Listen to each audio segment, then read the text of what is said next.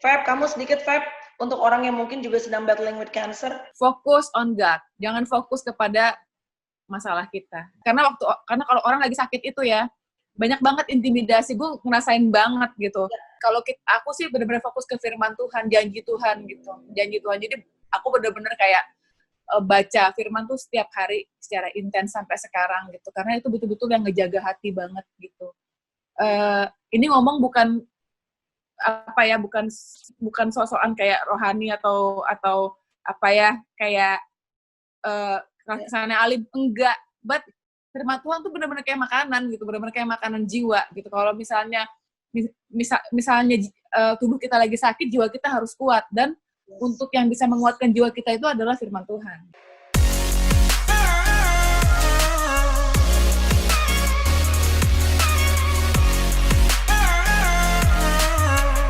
Hai guys, ketemu di vlog aku. Hai, kalian dua apa tadi namanya? Dona Star. Berarti ada pucuk cengkehnya dong di atasnya. Atau Upin Ipin. Upin Ipin, iya, gemes banget sih Upin Ipin. Kita ketemu bersama pasangan yang lagi banyak banget nih menjadi sorotan, terutama di sosial media, di Instagram, ya kan? Karena foto-fotonya Feby akhir-akhir ini banyak banget nih netizen, either yang emang perhatian ataupun yang kepo, ya kan? Gitu. Kayaknya sih perhatian 10%, 90% kepo kayaknya. Kepo ya. Enggak ya? Abang nyanyi dong. 1, 2, 3, jawab semuanya. Go. 1, 2, 3, jawab semuanya. Thank you. Biasa nyanyi lagu rohani, sekarang diminta nyanyi lagu yang lain ya. Abang masih nyanyi? Masih. Oke. Bang dan Feb. Oke, first of all, kita udah dengar, I'm really sorry about what happened with Feby, ya Feb. Tapi yang tadi aku bilang sama Feby adalah kenapa curious pengen ngajakin Feby untuk ngevlog adalah because how do you respond with this hard situation gitu. Jadi kalau boleh tahu mungkin kalau teman-teman ada yang mungkin kok Mbak Feby Febiola mantan bintang Lux ini kok sekarang rambutnya kok sudah ibaratnya jadi botak. Jadi Feby sekarang di stage stadium berapa dan kansernya apa sih Feb kalau boleh tahu?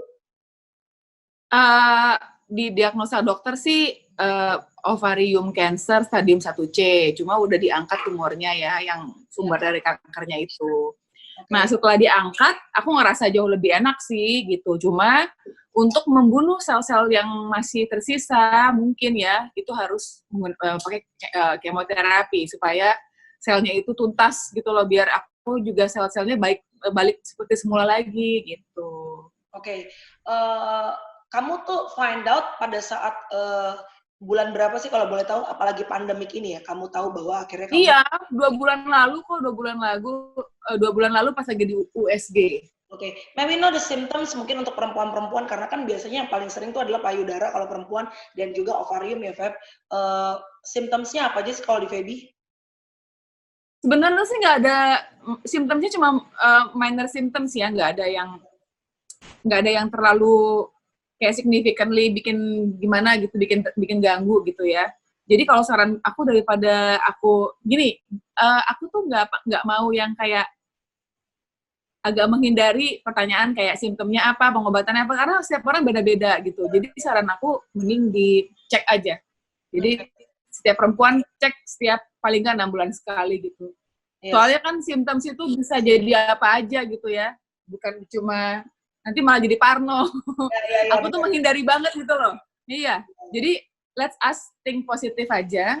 Yang penting cek ke dokter. Kalaupun ada simptom yang gimana-gimana ya harus dicek gitu loh. Nggak harus jadi bikin orang parno kan gitu. So jadi pertama kali kamu datang ke dokter and then you did USG itu langsung ketahuan. Emang langsung dokter tahu bahwa itu adalah cancer gitu. Enggak, karena kan kalau kanker ovarium kan di dalam. Ya. Kanker itu hanya bisa diketahui melalui tes PA. Biopsi ya? Ya. Ngetes PA tuh tes PA. Jadi di biopsi, diambil sampelnya. Tumor marker gitu. Okay. Jadi nggak segampang itu menentukan bahwa ini apa, terus apa jenisnya juga banyak gitu. Okay. Jadi apalagi ovarium kan di dalam, jadi memang harus diambil. Awalnya nggak tahu ini bisa jadi ganas atau jinak gitu. Oke. Alright. Intinya pokoknya nggak usah, maksudnya untuk perempuan-perempuan juga jangan over paranoid. Intinya harus cek aja ke dokter. Kalaupun misalnya ada sesuatu yang harus di treatment lebih lanjut, kalau semakin cepat diketahui, semakin baik. treatmentnya juga akan semakin ringan. Okay. When you found out that the doctor said that you got cancer, walaupun itu early stage ya, kayaknya 1C ya, maksudnya lumayan dini gitu, pasti kaget, takut, khawatir dan segala macam dong. Even though kita pegang iman, kita punya Tuhan, tapi pasti kan it's like storm in the daytime mungkin ya, nggak tahu sih kalau aku ngelihatnya gitu. Tapi aku ngelihatnya dari sosial, karena kan kita nggak tiap hari berhubungan. Tapi dari aku lihat postingan Feby, you responded pretty well gitu. Pada saat kamu dikasih tahu bahwa kamu ada cancer di ovarium kamu, what did you do at that time? Did you still remember? Sebenarnya ya, yang namanya kanker itu kan sekarang sudah menjadi penyakit yang umum. Apalagi ovarium, payudara gitu ya. Aku juga ada beberapa sahabat yang terkena, tante aku kena gitu. Jadi aku nggak terlalu shock gitu ya. Maksudnya gini, aku tahu itu bisa sembuh gitu. Dan treatmentnya nggak kayak dulu. Sekarang udah canggih gitu, jadi lebih. Bahkan teman aku, sahabatku sendiri yang di Bali aku sering ketemu, dia kena payudara gitu kan. Dan dia fine gitu, baik-baik aja. Jadi aku lebih panik pas awal karena kan kaget dari gue yang sehat, tiba-tiba ternyata ada gue menyimpan penyakit nih, nggak tahu, tiba-tiba istilah dokter bahwa kamu sakit gitu. Terus yang kedua adalah pas menunggu stadium berapa, menyebar apa enggak, karena kan semuanya itu harus tes lab, itu sih yang bikin deg-degan. Tapi selain daripada itu, aku melihat kok di sekeliling aku banyak yang sembuh gitu. Jadi ya pikir positif aja. Jadi aku nggak terlalu takut sih. Jadi sama sekali maksudnya kaget tapi nggak yang terlalu takut gitu ya, Feb? Nggak. Wow. Is it because of the support from your husband juga? Pastilah. Pasti. Karena ya apa ya, kayak aku ditenangin gitu. Terus karena memang ini terjadi waktu kita lagi ibarat lagi hangat-hangatin hubungannya sama Tuhan. Jadi kita wait. Jadi ini terjadi kata Feby pada saat kamu hubungannya lagi hangat-hangatnya sama Tuhan. Iya, kita lagi hangat-hangatnya sama Tuhan, lagi ada di sebuah komunitas, lagi seneng banget karena ya dulu kan kita memang kan background-nya pelayanan, tapi sempat kita nggak dapat kesempatan melayani lagi karena bercerai, terus kawin lagi, sempat ditolak sama gereja, ditolak sama orang-orang gitu kan. Tapi sekarang udah mulai lagi nih, udah mulai terima orang. Jadi lagi seneng-senengnya tiba-tiba terjadi ini gitu. Jadi karena lagi hangat-hangatnya sama Tuhan, jadi aku merasa bahwa perspektifku beda. Perspektifku berpikir bahwa ini penyakit ini bukan menghancurkan, tapi mungkin bisa menjadi sebuah pengalaman spiritual yang bisa aku bagikan ke komunitas, ke orang-orang lain. Apa yang terjadi sama aku tuh bisa menjadi inspirasi juga bagi orang lain gitu. Jadi aku melihatnya dari perspektif yang beda sih. Wow. Aku tidak fokus kepada penyakitnya, aku fokus kepada Tuhan Yesus, fokus kepada apakah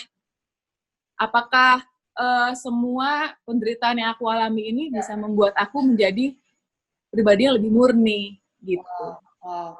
More like Christ, less me, more Christ ya. True. Yes. Yeah. Tapi kan sometimes it's so much easier to say than when you're doing it, karena kan yang namanya iman itu kan ya seperti handphone, nggak selalu bisa up, ada waktu-waktunya juga kita low, kita dengar berita yang nggak enak. The first time you heard that you got cancer, what did you tell God? Nggak ada sesuatu yang significantly change, cuma memang karena sebelumnya itu kita aku juga ngerasa bahwa udah mulai lebih rajin baca Alkitab gitu, udah lebih rajin saat teduh gitu kan. Nah, waktu sakit ini aku tingkatin lagi nih kualitasnya, karena ibaratnya kalau lagi sakit kita kan lagi berperang ya. Lagi perang sama semua intimidasi, pikiran-pikiran negatif gitu. Jadi aku tingkatin lagi baca firman Tuhannya gitu, terus puji-pujiannya, itu aja sih. Nggak sesuatu yang heboh apa gimana, yang penting rutin aja setiap hari, isi tiap hari gitu. Jadi daripada gue browsing Instagram, jadi ya mungkin browsing firman Tuhan, kayak gitu aja. Tapi nggak sesuatu yang holiness apa enggak, ya biasa aja. Gimana sih kayak lo makan minum kan? Jadi even pada saat-saat dimana kamu ngerasa kamu nggak pengen baca firman, nggak pengen puji-pujian, you're still doing it anyway. Aku ada waktu khusus sih. Jadi emang kayak gini aja loh, kayak kita disiplin makan, kita kan teratur ya, kita makan teratur gitu. Ya sama aja, baca firman aja pagi gitu. Yang teratur, biasanya jam 5 pagi bangun, baca, itu aja sih. Dirutinin aja, gitu. Aku tambahin ya. Go on, Bang.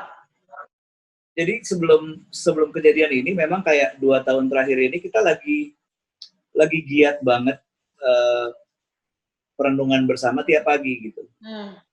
Dan di 2 tahun terakhir itu kita nggak pernah kayak ngerasain lagi nggak pengen baca atau lagi nggak pengen present worship. Itu memang kayak malah jadi kayak orang addicted, tau nggak sih? Ya. Nah, jadi buat kita 2 tahun terakhir ini itu bukan jadi sebuah beban yang kita wajib loh baca Alkitab atau kita wajib loh present worship berdua, enggak. Jadi kayak lagi happy to do it aja gitu. Terus tiba-tiba dapat kejadian ini gitu. Jadi pas lagi ada di stage yang itu, ya udah buat Feby justru kayak dia jadi kayak nggak berasa ada apa-apa, karena emang bahkan sekarang di luar yang kita berdua, dia punya jam waktu sendiri gitu. Gue belum bangun, dia udah kayak jam 4 pagi, jam 5 pagi udah baca sendiri, udah dengar musik sendiri gitu. Wow. Gitu. Nah, kadang-kadang kan orang kalau lagi melekat, misalnya deh manusia aja lagi cinta-cintanya, tiba-tiba ibaratnya ngerasa dikecewain, ada kayak bitterness, kayak kepahitan gitu. Abang kan lu ngelayanin Tuhan dari gua kecil deh, gila. Siapa yang gak kenal lu dari dulu serving God gitu. Alan ya kan. Zaman gua belum pelayanan, gua rasa lu udah sepuh lah ya kan.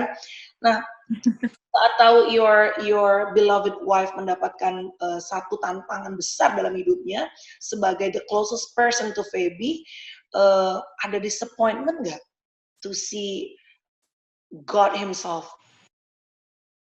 Kalau gua secara pribadi memang dari dulu udah ngerasa mengenal Tuhan itu dengan Dia itu Tuhan yang melihat segala sesuatunya secara utuh. Sementara kita ini cuma ciptaan yang melihat segala sesuatu nggak utuh. Ya. Jadi gue selalu percaya bahwa penderitaan itu kayak tadi Feby bilang tujuannya bukan penghancuran tapi pemurnian gitu. Jadi ngapain juga gue kecewa sama Tuhan gitu kan. Dan menurut gue sangat menyedihkan kalau kita menilai Tuhan baik hanya kalau kita baik-baik aja gitu kan. Dan sebelum kejadian ini juga gue yakin Feby pernah ngalamin, gue juga pernah ngalamin bahwa banyak kok zaman dulu penderitaan yang kita alami. Feby sebelumnya mamanya pernah meninggal kanker, gua bokap meninggal kanker juga, kakak gua meninggal gagal ginjal, kakak paling tua. Artinya penderitaan yang udah pernah kita lewati menjadi sebuah pengalaman bahwa itu bukan karena Tuhan jahat kok ternyata gitu. Jadi waktu gua pribadi dapat berita ini, gua tetap ngelihatnya sama aja gitu, kayak ini pemurnian buat kita gitu. Tuhan lagi mau hilangin ego, hilangin kesombongan, Tuhan mau bikin kita lebih rendah hati lagi, cari wajah Tuhan lebih lagi, gitu. Iya, lagi kalau kayak gue kecewa, gue mikir gini, gue siapa gitu. Gue siapa? Kalau gue ngerasa kecewa kan gue ngerasa kayak gue nggak boleh kecewa. Gue nggak boleh kecewa, kan gue ini anak Tuhan loh, nggak boleh kecewa. Hello, gue manusia biasa gitu loh, maksudnya. Ya udah, terima aja semua yang terjadi gitu. Oke. Di saat-saat yang lumayan berat seperti sekarang ini, apa sih verse yang mungkin menjadi pegangan kalian, firman yang mungkin menjadi rema dan menjadi kekuatan, especially untuk Feby dan juga kan abang yang selalu menemani juga, apa rema yang selalu abang pegang gitu dalam keseharian kalian saat ini? Kalau gue ngerasa karena sekarang ini apa? Pokoknya semua ayat yang bilang bahwa Tuhan selalu menyertai dalam setiap keadaan gitu. Allah Immanuel. Karena kan Mel lo kan sempat ngomong ke gue, nggak apa kata-kata istilah seperti hard times, kata-kata istilah seperti penderitaan, nggak seindah di Instagram. Tapi terus terang loh, perasaan gue sekarang sebenarnya jauh lebih baik daripada sebelum sakit. Serius. Wow. Kok bisa? Karena gue merasakan, Kok bisa, Feb? Karena waktu jadi gini dulu tuh gue kalau ada orang sakit, misalkan gue dengar temen gue kena cancer gitu ya, gue ngerasa kayak, what if it happened to me? Yes. Gitu. Gimana ya kalau misalkan gue kena, terus apa ya gue ngapain? Tapi sekarang gue kena dan ternyata gue oke gitu. I still can be happy. Gue masih bisa happy. Jadi gue ngerasa bahwa oke. Jadi gue ngerasa sebagai manusia gue lebih kayak pengalaman. Hati gue nggak empty lagi gitu. Dulu sebelum gue kena, maksud gue sebelum kejadian 2 bulan ini ya, gue gak mau bilang sakit atau bagaimana ya, karena gak enak banget ngomongnya. Jadi kayak sebelum kejadian ini tuh, gue kadang-kadang suka ngerasa empty, kayak pengen yang orang lain punya. Itu kita suka lihat di Instagram, gue mau punya apps kayak dia, kapan ya gue punya apps kayak dia, gitu. Atau kapan ya gue bisa keluar negeri sekeluarga foto-foto di mountain itu, gitu kan, gitu. Tapi sekarang begitu gue kena, waktu gue mengalami ini semua, gue ngerasain bahwa ya ampun, gue bersyukur banget. Rasa syukur gue tuh sekarang kayak melimpah ruah gitu loh. Gue keluar dari ruang operasi, gue masih sehat, gue masih sampai sekarang gue dipulihkan. Itu tuh gue langsung kayak I'm really grateful. Even gue duduk cuma di ruang tamu, gue ngerasa bahagia gue kayak gue lagi duduk ngopi-ngopi di Jepang gitu. Jadi kayak maksud gue, Tuhan memang tidak pernah menjanjikan bahwa jalannya itu akan selalu mulus. Tapi yang dia janjikan adalah dimanapun kita berada, apapun jalan yang kita lalui, dia akan menyertai itu. Dan itu memang betul. Kalau kita pasrah, Tuhan akan memberikan kedamaian, akan memberikan kekuatan. Itu sendiri pun gue nggak tahu. Itu ada di hati yang gue rasain, yang kayak nggak pernah gue rasain waktu gue sehat 100% pun. Waktu gue ada di tempat yang mungkin lebih enak dari sekarang gitu. Itu sih. So good, Ibu Preacher, so good. Shit, sister. Wow. I mean, like these things coming from the mouth of a person that got cancer, that's amazing. Tapi gila ya, crazy ya. Buat orang dunia mungkin when you get vonis lo dapat cancer, it's like hidup lo, wow, lo kaget banget. Tapi tadi amazingly, Feby bilang, lo duduk di ruang tamu aja, you feels like you're having coffee in Japan. That's crazy. It's only a matter of how do you think ya, perspektif ya. Iya, karena gue belajar tingkat kepasrahan itu waktu gue sakit kemarin, waktu gue habis operasi ya. Gue belajar tingkat kepasrahan yang tinggi gitu. Jadi kayak betul-betul kayak gue yang, ya Tuhan udahlah, pokoknya just, gue gak tahu lagi mau ngapain, karena itu bergerak aja gak bisa kan. Belum lagi berita yang dengar kata gue kena cancer, terus harus tunggu seminggu lagi, itu gue cuma pasrah sama Tuhan, ya udahlah Tuhan, ya udahlah, terserah deh gitu, mau gimana. Dan emang waktu lo bilang terserah, lo menyerahkan semuanya, itu kayak ada kedamaian di hati yang gue juga gak tahu dari mana. Gue inget banget, gue inget banget gue bangun pagi-pagi abis operasi gitu, rasanya kok gini, kok damai banget di hati gue ya. Oh wow, asli gitu loh, kayak I feel peace yang kayak bener-bener kayak gimana sih, kayak hati tuh kayak disiram air, semua kekhawatiran lo tuh lenyap gitu. It's so beautiful. Wow. Jadi kalau gue bisa merasakan rasa indah dan rasa yang beautiful itu di hati gue, peacefulness yang kayak gitu, gue mesti komplain apa? Gak ada. Jadi apa yang kalian torehkan di Instagram itu is really what's happening in your life ya guys. Emang betul-betul yang kalian rasakan, sukacita, ketenangan, kepasrahan. Oh, banget. Dan gue sendiri juga nggak tahu, maksudnya kayak kemarin juga sempat diwawancara juga sama anak-anak gereja ya. I just said that I don't know, gue cuma menyerahkan semua sama Tuhan gitu, kayak ya udahlah gitu. Sampai gue nggak bisa ke belakang aja, itu gue sampai Tuhan Yesus tolong dong, I leave it to you. Tiba-tiba bisa normal gitu loh. Jadi kayak sekarang tuh gue ngerasa kayak iya ya ngapain sih gue kayak ngoyo gitu, ribet banget hidup, pingin ini pingin itu, planning ke setahun ke depan, planning 2 tahun ke depan. Ya Tuhan udah gariskan semua buat kita gitu, jadi kita nggak usah terlalu ngoyo juga gitu. Jadi lebih bisa mengerti arti surrender ya, dan mengerti betul bahwa Allah Immanuel tuh di saat seperti ini Allah yang menemani, yang nggak pernah meninggalkan tuh seperti apa ya Bang? Bang, kok bini lo jadi canggih banget sih? Iya nih, gue udah siap-siap nggak diundang-undang nih, dia aja kayaknya. Kayaknya besok-besok pelayanan lo udah nggak laku, kayak bini lo deh bentar lagi deh. Lebih Kalau lu apa Bang? Lu kan lebih senior dalam pelayanan dan segala macam. Kalau ngelihat Feby sendiri kuat kan, tapi orang di sebelahnya, you have to be even stronger for her gitu. Lu sendiri gimana Bang? Bagusnya dokter di Bali memang sudah mempersiapkan kondisi terburuk kan. Dokter zaman sekarang kan nggak kayak dokter zaman dulu ya, yang harus diumpet-umpetin, terus ngomong takut-takut. Jadi dia dari awal ngomongnya udah sangat clear banget. Cuma ada 2 kemungkinan, ini ganas atau tidak ganas. Kalau tidak ganas, berarti oke, udah habis operasi ini diambil, selesai, aman.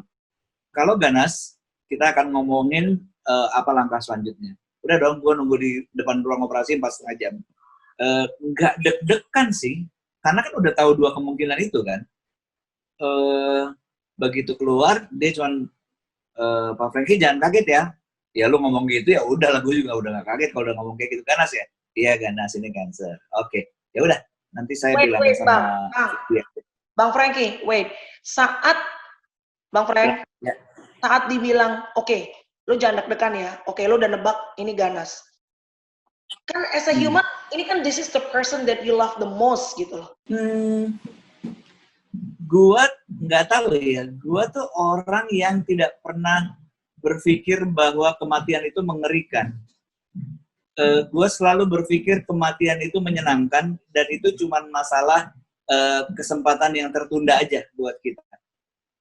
Jadi kalau gue belum mati hari ini karena ya masih ditunda, masih dikasih kesempatan sehari lagi aja gitu. Tinggal nunggu aja harinya kapan. Jadi gue nggak denger cancer juga nggak terlalu mikir ke yang kalau bini gue mati duluan gimana? Ya saya aja gitu. Bisa jadi dia yang cancer, gue yang mati duluan kan sama aja. Jadi gue nggak terlalu takut mengenai hal-hal yang ditakutkan orang gitu. Kita sama-sama percayalah kalau kita meninggal hari ini langsung kemana kan kita tahu ya. Buat kita itu kan sebuah kepastian. Ya. Nah udah, jadi gue kompakan sama si dokter. Dokter bilang, lu akan ketemu gue lagi sama Feby 2 minggu lagi. Pas di situ aja baru kita ngomong. Jadi kalau dia nanya, bilang aja belum keluar hasilnya. Oke, gitu dong. Begitu dia dipindahin ke kamar, gue udah duluan di kamar, tiba-tiba dia melek gitu kan, set. Dia langsung nanya gini, ayo, gue kenapa? Ngomong aja gue kenapa? Hah? Maksudnya? Gue jadi bilang gak ya, gitu. Tapi mukanya yakin banget bahwa dia siap mendengar apapun juga. Akhirnya ya udah, gue break the rule, gue putuskan ya udah ngomong. Terus dia sambil nanya, ganas ya? Iya ganas. Jadi cancer? Iya cancer. Oh ya oke. Udah cuma jawab gitu doang.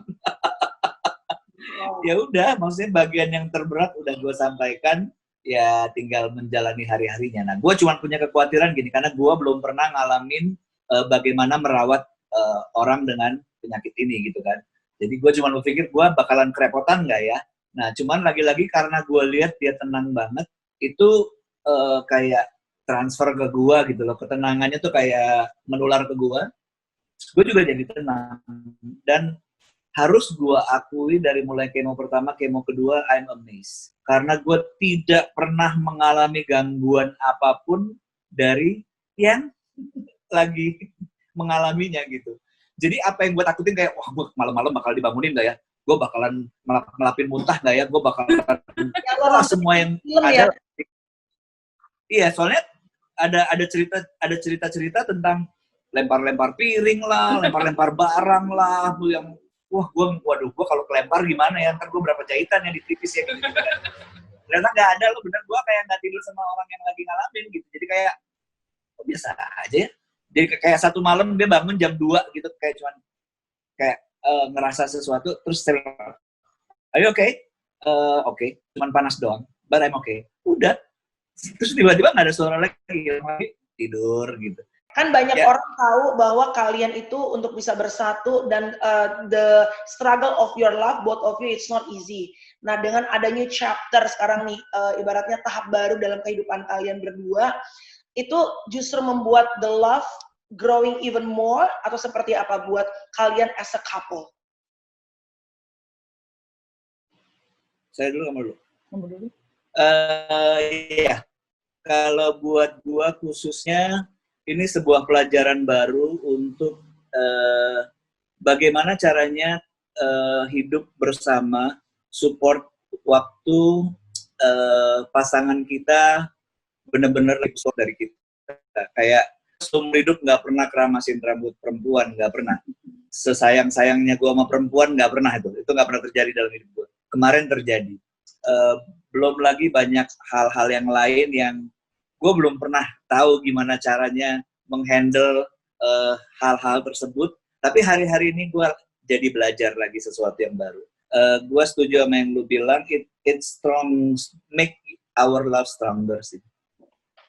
Iya loh, gue nggak nyangka. Jadi dari dulu tuh di otak gue, karena dulu kan dia suka sakit-sakit kan, berat tinggi lah, apalah gitu kan. Karena dia cuek banget sama kesehatan kan, makan sembarangan, nggak olahraga gitu. Jadi yang bawel tuh gue, ya kan. Jadi gue selalu bilang, aduh sayang, kamu tuh ya jaga kesehatan. Nanti kalau kamu sakit. Nanti kalau kamu sakit, aku yang repot. Terbalik, Nek. Ternyata jadi makanya nggak usah ngomong aneh-aneh. Gitu. Ternyata gue selalu mikir dulu, aduh kalau bisa ada gue sakit nih bisa ngurusin gak ya? Sementara dia kan biasa dong cowok ya, suka lupa apa segala macam. Ternyata bisa. Wow. Ternyata kalau dijalanin sesuatu yang lo pikir lo nya nggak bisa, ternyata begitu di depan mata, ternyata justru bisa ya. Wow. Iya betul. Oke, last but not least, I feel so blessed. Gila ya, gue diberkati dengan orang yang saat ini justru secara kesehatan malah justru mungkin tidak sesehat gue, tapi you bless me a lot, sister, dengan so many reminder. Karena kadang-kadang untuk orang yang kerja di Jakarta, Bang, kerjaan ya cari uang, YouTube, apa, so many things, ya kan? Tapi ternyata belajar dari Feby, simple thing yang kadang-kadang makes you even happier dengan surrender sama Tuhan aja tuh udah it's beautiful thing gitu loh. Wow, thank you ya Feb sudah menguatkan dan aku berdoa dan aku percaya, bukan cuma berdoa tapi aku percaya bahwa Allah Immanuel, bahwa Tuhan Yesus tidak akan pernah meninggalkan kamu. Bahkan seperti yang tadi aku sangat-sangat setuju, ini nggak akan menghancurkan Feby, tapi Febiola akan dipakai Tuhan dengan lebih dahsyat bersama dengan Abang Frankie. Pelayanan kalian akan lebih dahsyat lagi, bahkan menyentuh hati-hati yang belum tersentuh sebelumnya. Thank you ya guys. Amin. Bang, sedikit dong Bang, dari lu yang mungkin yang menonton juga istrinya juga sedang battling with cancer, as a husband, sebagai anak Tuhan, what would you tell them? Jangan pernah berhenti berharap. Hidup kita tuh selalu punya pengharapan. Kemarin aku sempat share sedikit bahwa keindahan kehidupan itu bukan waktu doanya dijawab, tapi waktu kita punya pengharapan. Itu indah banget punya pengharapan. Can you imagine orang hidup tidak punya pengharapan? Waduh, itu nggak enak banget. Nah justru kita lagi ngalamin, kita nggak nyari jawaban doa, ya kita pengen doa kita terkabul, tapi yang sedang kita nikmati bukan itu. Hidup dalam pengharapan tuh ternyata indah banget gitu loh. Dibanding orang hidup yang nggak punya pegangan, nggak tahu mau ngapain, nggak tahu mau lari ke siapa, nggak tahu, wah nggak enak banget. Jadi kita berbahagia banget bahwa kita punya pengharapan. Amin. Feb, kamu sedikit Feb, untuk orang yang mungkin juga sedang battling with cancer. Fokus on God. Jangan fokus kepada masalah kita. Fokus on God, gitu. Karena memang kalau karena kalau orang lagi sakit itu ya, banyak banget intimidasi. Gue ngerasain banget gitu. Ya. Bahkan beberapa saat waktu habis operasi itu jam 5 pagi tuh gue kayak dibangunin sama kayak suara-suara tuduhan kayak lo nggak berguna, lo bakal nggak sembuh, umur lo sebentar lagi, lo ngapain aja udah umur segini gitu-gitu. Ya harus betul-betul jangan fokus ke situ, bener-bener fokus ke hal-hal positif gitu. Fokus aku sih bener-bener fokus ke firman Tuhan, janji Tuhan gitu, janji Tuhan. Jadi aku bener-bener kayak baca firman tuh setiap hari secara intens sampai sekarang gitu, karena itu betul-betul yang ngejaga hati banget gitu. Ini ngomong bukan apa ya, bukan sok-sokan kayak rohani atau apa ya, kayak kesannya alim, enggak, but firman Tuhan tuh benar-benar kayak makanan gitu, benar-benar kayak makanan jiwa gitu. Kalau misalnya tubuh kita lagi sakit, jiwa kita harus kuat, dan untuk yang bisa menguatkan jiwa kita itu adalah firman Tuhan. Gitu. Very true, yes. Karena kan kita percaya bahwa iman timbul dari pendengaran. We need to feed our soul, ya kan? Karena kalau tiap hari yang dilihat cuma Instagram, akhirnya di sininya ya nggak apa-apa juga sih. Betul. Ya kan?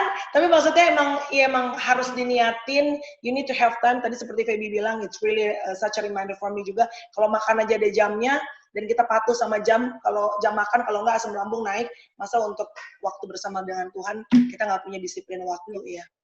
Dan nggak usah dibikin berat. Ringan aja, walaupun nggak ngerti, baca ya terus. Kayak bisa di Google gitu. Lo mau nyari apa juga bisa di Google kan, kayak misalnya mau nyari, misalkan lagi butuh firman mengenai apa, tinggal di Google aja, firman mengenai penyertaan Tuhan, firman mengenai mengasihi, mengenai iman, tinggal di Google aja, baca aja, nggak usah terus langsung gimana, baca biasa aja kayak kita lihat Instagram aja. Jadi daripada lihat Instagram, kita baca firman gitu. Nggak, yang penting rutin sih, itu aja. Benar-benar. Terima kasih ya Feb, thank you udah memberkati dengan kesaksian kamu. Abang juga thank you Bang ya. Semoga pelayanan. Sama-sama deh. Sama-sama Mel. Bless you, aku percaya kamu. Terus. Yes, you too, both of you. God bless you, thank you very much. God bless you. God bless, bye. Bye.